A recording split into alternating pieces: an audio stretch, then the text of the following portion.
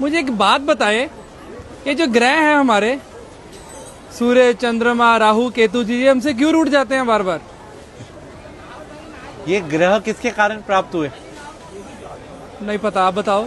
शरीर से ही ना जी। शरीर किससे प्राप्त हुआ? माता पिता से। माँ पिता से ना। माँ पिता कौन है? पिता सूर्य, माँ चंद्रमा। अच्छा। सारे ग्रहों की जो शक्ति है वो कहाँ से प्राप्त होती है? सूर्य से जी। चंद्रमा से जी। अब आप घर के ग्रहों को तो आप पूछ नहीं रहे और बाहर सोच रहे जा जाके सब ग्रह शांत हो जाएं, वहां पूजा करा लो, वहां पूजा करा लो, वहां पूजा करा लो। अरे कोई जरूरत नहीं किसी पूजा की। अगर आप अपने माँ पिता को प्रणाम करते हैं ना और उनकी सेवा करते हैं तो आपको किसी भी पूजा की जरूरत नहीं है।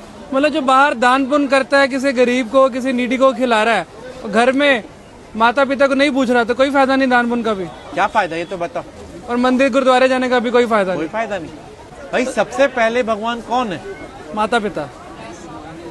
जिसने अपने माँ पिता की सेवा कर ली उसने सब कुछ जीत लिया।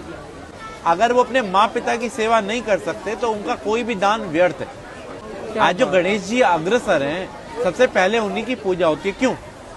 उन्हें ब्रह्मांड के 3 चक्कर की जगह माँ पिता की परिक्रमा कर ली थी। तो हम कैसे खुश कर सकते हैं अगर कोशिश करना चाहे कोई बच्चा? भाई अपने माँ पिता से पूछो उनको कहाँ जाने की इच्छा है। अगर आप कैपेबल हैं तो उनके साथ जाओ, उनको तीर्थ कराओ, उनको अच्छी अच्छी चीजें जो उनको पसंद हो वो खिलाओ, उनको उनके पसंद की चीजें ला के दो।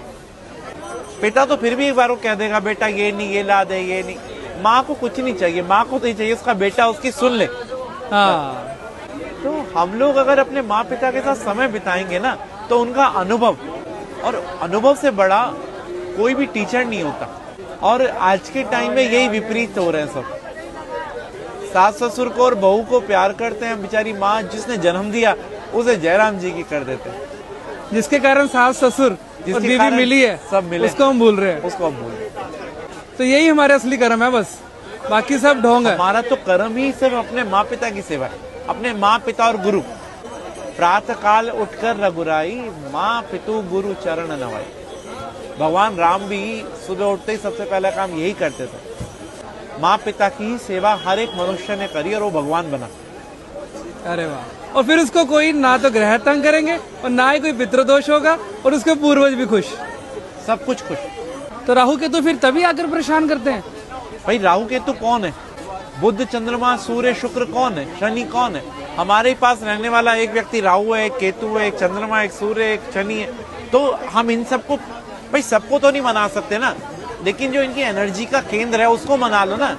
पिता को प्रणाम करने से सूर्य, पिता की सेवा करने से सूर्य, पिता की सेवा करने से हमारे सारे ग्रह शांत हो जाते हैं। आज जो मुस्कान आपके चेहरे पे है उसका कारण कौन है? माता पिता ना।